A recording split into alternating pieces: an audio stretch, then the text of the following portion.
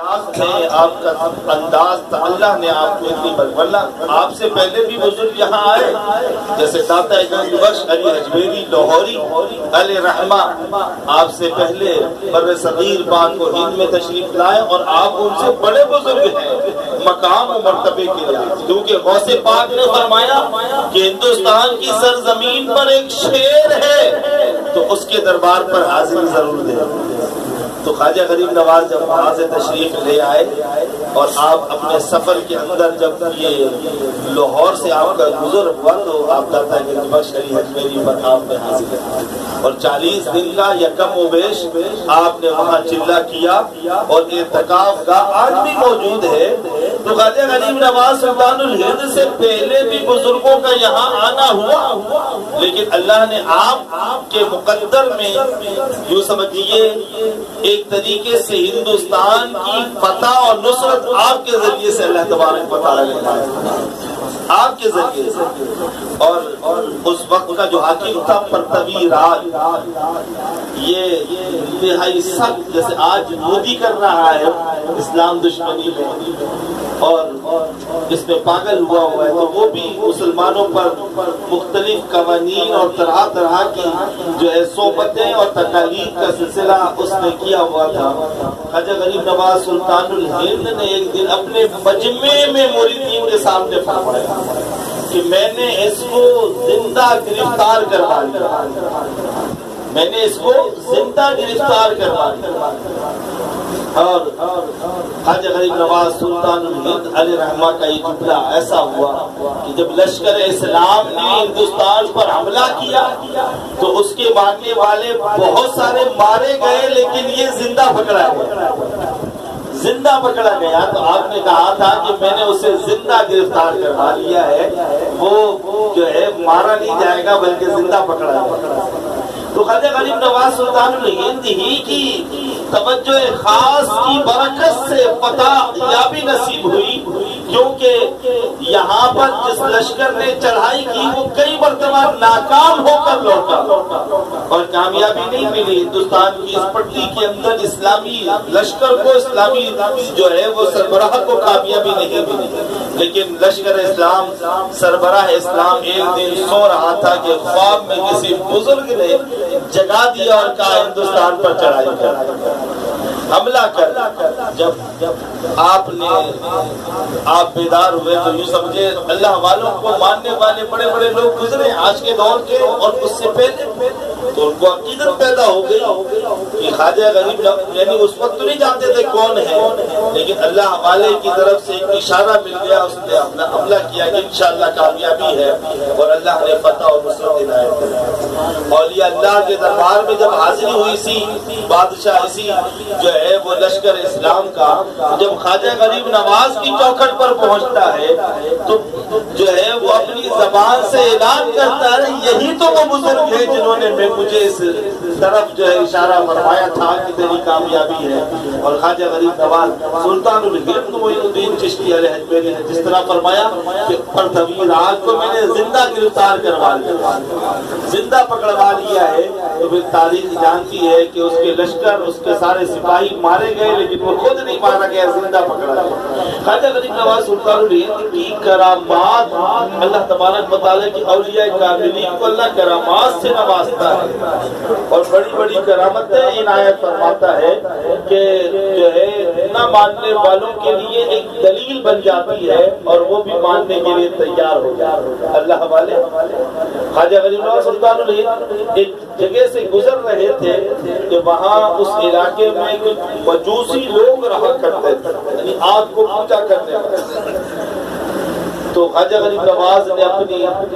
جلال والی نظر جو اللہ والوں کو حاصل ہوتی ہے وہ ڈالی تو اس سبوں پر ایک کیفیت تھرتھری پیدا ہو،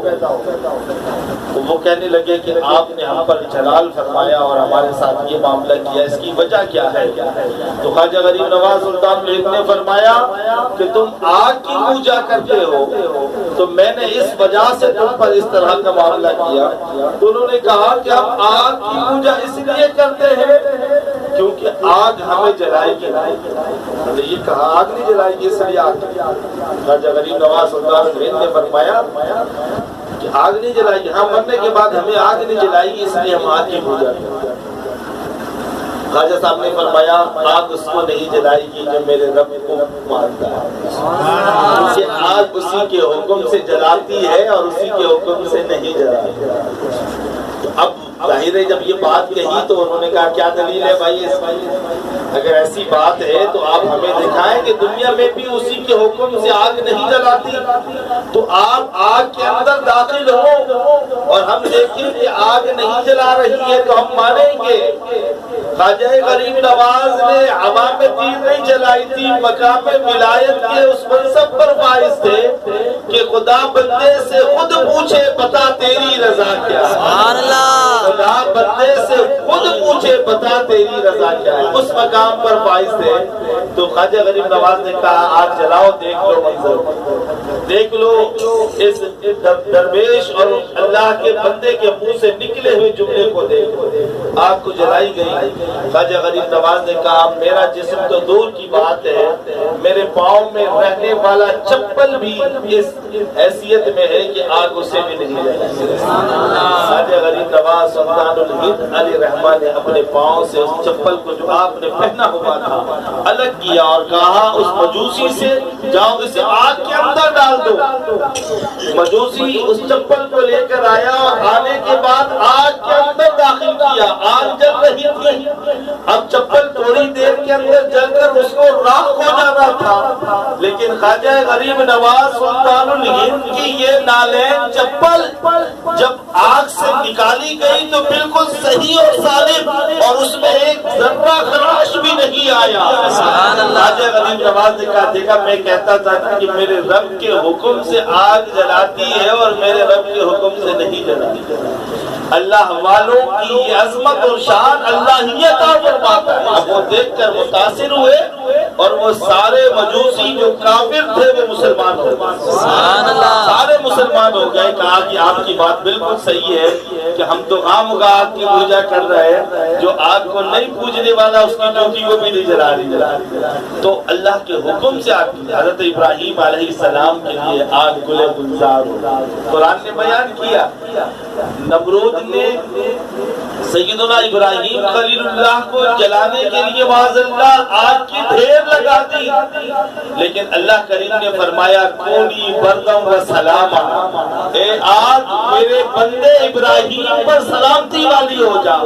پھر آگ نے حضرت ابراہیم کو ذرہ برابر بھی تکلیف نہیں پہنچی۔ سیدنا خواجہ غریب نواز سلطان الہند معین الدین چشتی بہت بڑے اللہ کے ولی ہیں۔ آپ کے ارشادات، آپ کے فرامین میں سے ایک فرمان یہ بھی ملتا ہے، آپ فرماتے ہیں کہ جو معرفت الہی کو پانا چاہتا ہے تو نماز کے بغیر معرفت الہی کو کوئی پا ہی نہیں سکتا۔ نماز کے بغیر یعنی اللہ کی معرفت، اللہ کا قرب، اللہ کریم کے قرب کو اگر کوئی پانا چاہتا ہے تو اس کا ذریعہ نماز ہے۔ خواجہ غریب نواز سلطان الہند نے فرمایا اب دیکھیں یہ اللہ کے وہ ولی ہیں کہ جو مسلم ہیں، سبوں نے ان کو تسلیم کیا ہوا ہے۔ تو آپ کیا ضابطہ دے رہے ہیں کہ نماز کے ذریعے سے بندہ اللہ کے قرب کو پاتا ہے، اور ہم بعض لوگوں سے سنتے ہیں کہ ہم بہت پہنچے ہوئے ہیں اور نماز کی کوئی فکر ہی نہیں ہے، انہیں نماز کا کوئی عطا پتہ ہی نہیں، اور حضرت بہت ہی پہنچے ہوئے ہیں۔ تو دیکھیں خواجہ صاحب کہہ رہے ہیں جو پہنچا ہوا ہے وہ نماز کے بغیر نہیں پہنچ سکتا، جو قرب پاتا ہے وہ نماز کے ساتھ ہی پاتا ہے، اور قرب الہی اللہ تبارک و تعالی کا جو حاصل ہوتا ہے اس میں اللہ کریم کی عبادتوں میں نماز کا بڑا جو ہے اثر ہے۔ اور یہ اللہ سے آپ دیکھیں گے کہ وہ راتوں کو اٹھ کے نماز پڑھا کرتے ہیں، فرائض کے علاوہ عبادات کے اندر اس طرح مشغول ہوتے ہیں۔ تو خواجہ غریب نواز سلطان الہند معین الدین چشتی علیہ رحمہ کے عرس میں آنے والوں آپ نے فرمایا قرب الہی کے لیے نماز بہترین ذریعہ ہے۔ اللہ کرے کہ ہم بھی خواجہ غریب نواز کی اس بات کو اپنے دل کے اندر دامتے ہوئے اور نماز کی پابندی کا سلسلہ کریں اور نماز پڑھنے کے لیے اس میں کوشش اور جد و جہد کریں کہ کوئی ایک نماز بھی میری نہ رہ جائے۔